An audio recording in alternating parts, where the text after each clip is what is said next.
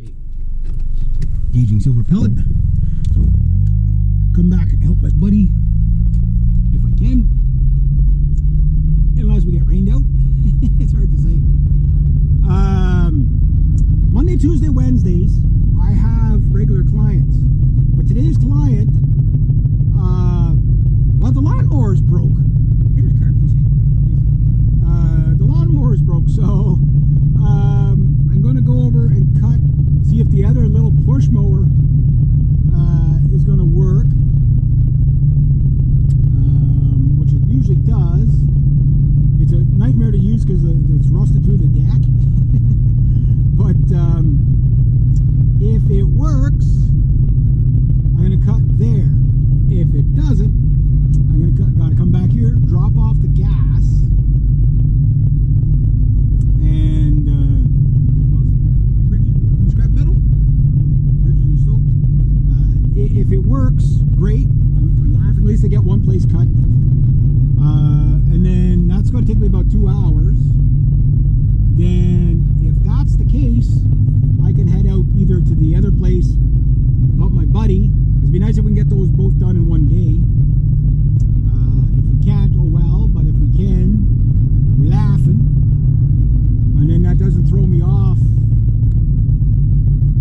Like, you never know what, week to week, what's going to happen. Like, 1 week you're like, okay, yeah, I'm going to be doing good. I'm going to make lots of money, blah, blah, blah. And then the next week is like, okay, I'm going to make this much money, and then something happens. Weather, lawnmower breaks. These poor lawnmowers, they just had them serviced, but I guess they didn't get the full service. But these are really old lawn riding mowers too. They're at least 10, 20 years old, I'm sure. And you know, yeah, like lawnmower breakdowns are not an uncommon thing. This is where, when I get fully set up, I'll have my own trailer, my own riding mower, and I'll just use my stuff. You know what I mean? Because you know when something's due. You know when the oil change is due. You know when the belts are about to go. You know, and like a lot of times, you can get ahead of that stuff in the season.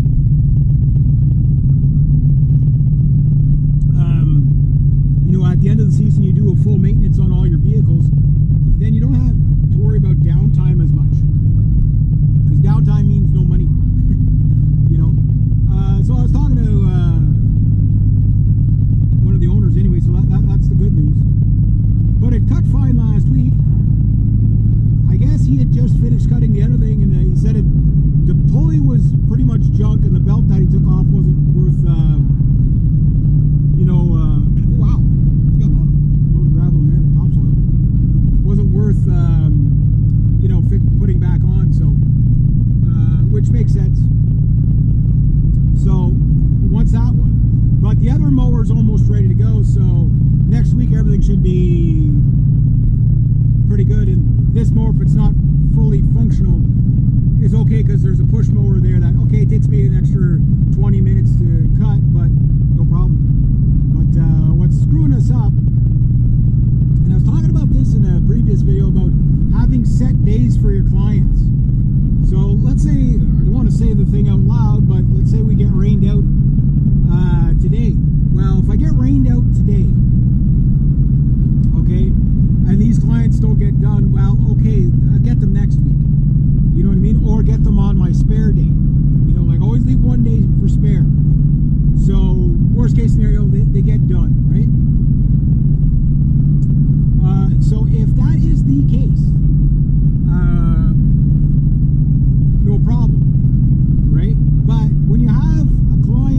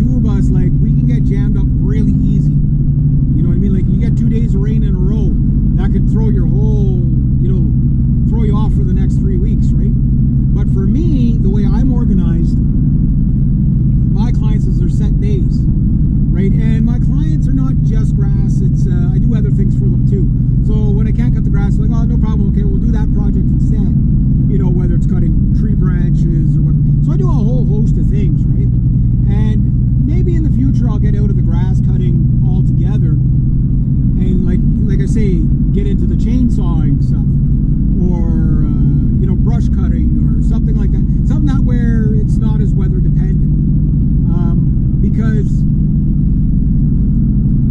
you can make a living at just whippersnipping. I'll be honest with you, like you can make a living just doing that, right? But there's a threshold that like there's only so much somebody's going to pay you to do that, right? But on the other hand, you do run up into a the problem with the weather, right? And the shorter season. Where if you do other things, a multitude of things, which you have to around these parts, you have to kind of wear many hats. You always find something to do, right? So I know, like Thursday, Friday, I thought I didn't get it. Paul said he called me this morning, but I didn't hear the phone, and I didn't see a message on last night, so I figured it was probably going to be tomorrow that he was going to call me, but I wouldn't be able to do it tomorrow anyway. But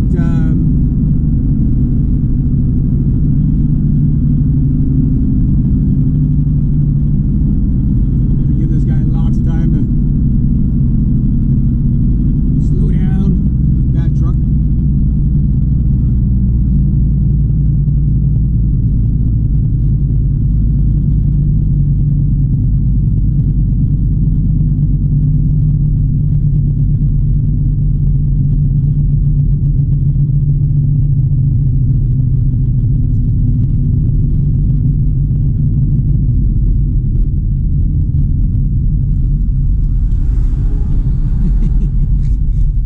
I saw you. Ooh, that sky's looking dark. I don't like